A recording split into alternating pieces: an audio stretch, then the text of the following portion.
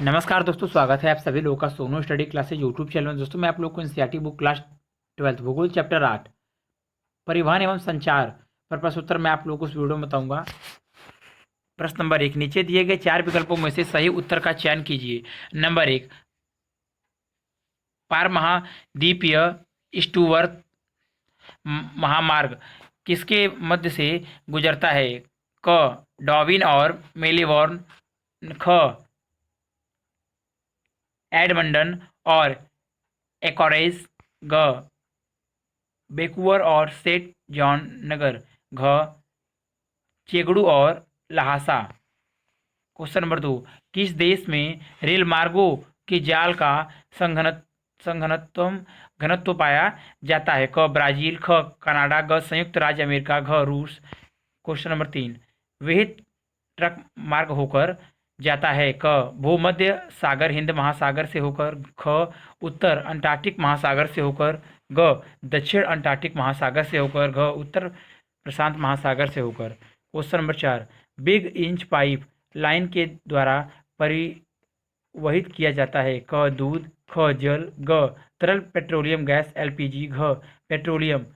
Number 5, channel tunnel जोड़ता है? क लंदन वलिन, ख वलिन पेरिस, ग पेरिस लंदन, घ बार्सिलोना बर्लिन। उत्तर।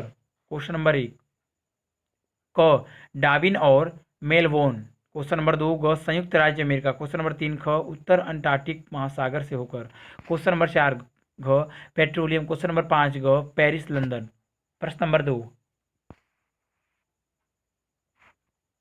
निम्नलिखित प्रश्नों के उत्तर लगभग 30 शब्दों में दीजिए। नंबर 1, पर्वतों, मरुस्थलों तथा बाढ़ संभावित प्रदेशों में स्थल परिवहन की क्या क्या समस्याएं हैं? उत्तर, पर्वतीय क्षेत्रों पर्वतीय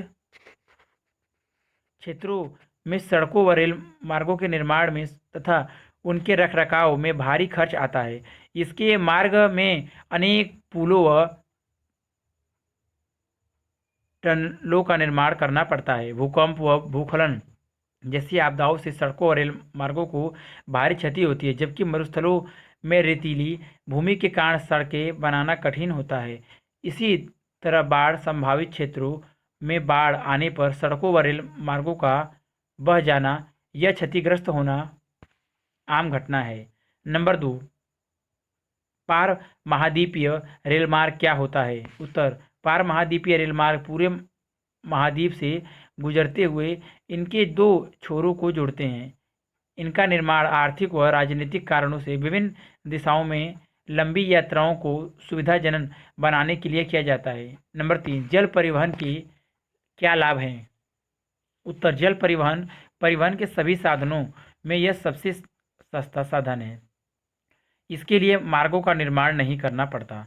सभी महासागर आपस में जुड़े होने के कारण छोटे बड़े सभी प्रकार की जहाज़ों से यात्रियों व भारी भरकम सामान को विश्व के किसी भी कोने में आसानी से ले जाया जा सकता है। जल में कम घर्षण के कारण ऊर्जा लागत अपेक्षाकृत कम आती है।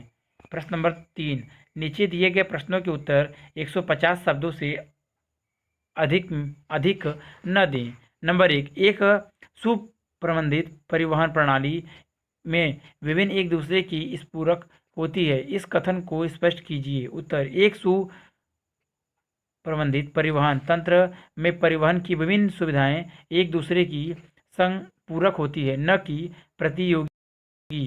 किसी विधा की समर्थता उसके द्वारा परिवहित की जाने वाली वस्तुओं और सेवाओं के प्रकार, परिवहन की लागतों और परिवहन के लिए उपलब्ध उपयुक्त विधा पर निर्भर करती है। जैसे वस्तुओं के अंतर्राष्ट्रीय संचलन का निपटान भारवाही जलयानों के द्वारा किया जाता है, जबकि कम दूरी व घर घर सेवाएं प्रदान करने में सड़क परिवहन सस्ता एवं तीव्रगामी साधन है।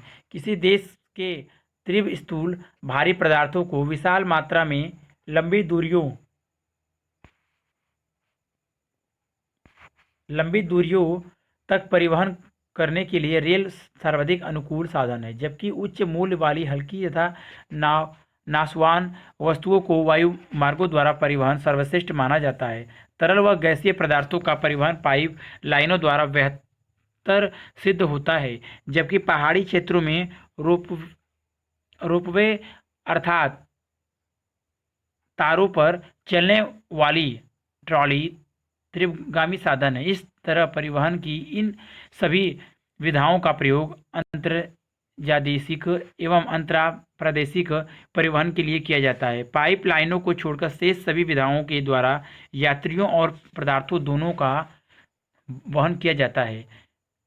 क्वेश्चन नंबर 2, विश्व के वे कौन से प्रमुख प्रदेश हैं जहां वायु मार्गों का संघन तंत्र पाया जाता है? क, वायु परिवहन परिवहन के तीव्रतम साधन है, किंतु यह बहुत ही महंगा है। तीव्रगामी होने के कारण लंबी दूरी की यात्राओं के लिए यात्री इसे ही वसीयता देते हैं। इसके द्वारा मूल्यवान हजारी भार को तेजी के साथ पूरे विश्व में कहीं भी भेजा जा सकता है। कई बार अग्रम्य क्षेत्रों तक पहुंचाने का सही एकमात्र साधन होता है। वायुयान जमी हुई भूमि के अवरोध से प्रभावित हुई बिना उत्तरी कनाडा के एस्किमो के लिए अनेक वस्तुएं पहुंचाते हैं। हिमालय प्रदेश में भूस्खलन, एवलांच अथवा भारी हिमपात से मार्ग अवरुद्ध हो जाने पर वायु मार्ग से ही यात्रा संभव होती है। वायु मार्गों को अत्यधिक समृद्ध महत्व भी होता है। संयुक्त राज्य अमेरिका एवं ब्रिटिश सेनाओं द्वारा ईरान में किए गए हमले तथा तथ्य के साक्षी हैं। वर्तमान समय में विश्व में कोई भी स्थान 35 घंटे से अधिक की दूरी पर नहीं है। विश्व के अनेक भागों में दैनिक वायु सेवाएं उपलब्ध हैं। यद्यपि ब्रिटेन का वाणिज्य वायु परिवहन का प्रयोग अनुकरणीय है। संयुक्त राज्य अमेरिका ने मुख्य रूप से युद्धोत्तर अंतर्राष्ट्रीय नागरिक उड़ान का विकास किया है। वर्तमान में 250 से अधिक वाणिज्य एयरलाइनें हैं जो विश्व के विभिन्न भागों में नियमित सेवाएं प्रदान करती हैं। एक सुपरसोनिक वायुयान लंदन और न्यूयॉर्क के बीच की दूरी को मात्र 3.5 घंटे में तय कर लेता है। उत्तरी गोलार्ध के अंतर महाद्वीपीय वायु मार्गों की एक सुस्पष्ट पूर्व पश्चिम पट्टी है। पूर्वी संयुक्त राज्य अमेरिका, पश्चिमी यूरोप और दक्षिणी पूर्वी एशिया में वायु मार्गों का संघनन जाल पाया जाता है। विश्व के कुल वायु मार्गों में 60% भाग का प्रयोग अकेला संयुक्त राज्य अमेरिका करता है। न्यूयॉर्क, लंदन, पेरिस, एम्स्टर्डम व शिकागो नोडीय बिंदु है जहां वायु मार्ग अभिसरित होते हैं अथवा महाद्वीपों की ओर विकसित होते हैं। नंबर 3, वह कौन सी विधाएं हैं जिनके द्वारा साइबर स्पेस मनुष्यों के समकालीन आर्थिक और सामाजिक स्पेन की वृद्धि करेगा? उत्तर, साइबर स्पेस विद्युत द्वारा कंप्यूटरीकृत स्पेस का संचार है। यह वर्ल्ड वाइड वेबसाइट जैसे इंटरनेट द्वारा आवृत है। साधारण शब्दों में यह भेजने वाले और प्राप्त करने वाले के बीच विद्युतीय तरंगों के माध्यम से कंप्यूटर पर सूचनाओं का प्रेषण तथा प्राप्ति विद्युतीय अंकीय रूप से प्राप्त करता है। इसे इंटरनेट के नाम से भी जाना जाता है। यह किसी कार्यालय में, घर में, जल में चलती नौका में, उड़ते हुए जहाज में अथवा कहीं भी हो सकता है। वर्तमान में विश्व के करोड़ों लोग इंटरनेट का प्रयोग कर रहे हैं और लगातार इसके उपयोगकर्ताओं की संख्या में तेजी से वृद्धि हो रही है, क्योंकि साइबर स्पेस लोगों के समकालीन आर्थिक और सामाजिक स्पेस को ईमेल, ई वाणिज्य, ई शिक्षा और ई प्रशासन के माध्यम से विस्तृत हो रहा है। फैक्स, टेलीविजन और रेडियो के साथ इंटरनेट समय और स्थान की सीमाओं को लांघते हुए अधिक से अधिक लोगों तक पहुंचेगा। यह सभी आधुनिक संचार की प्रणाली है जिन्होंने परिवहन की तुलना में कहीं अधिक वैश्विक ग्राम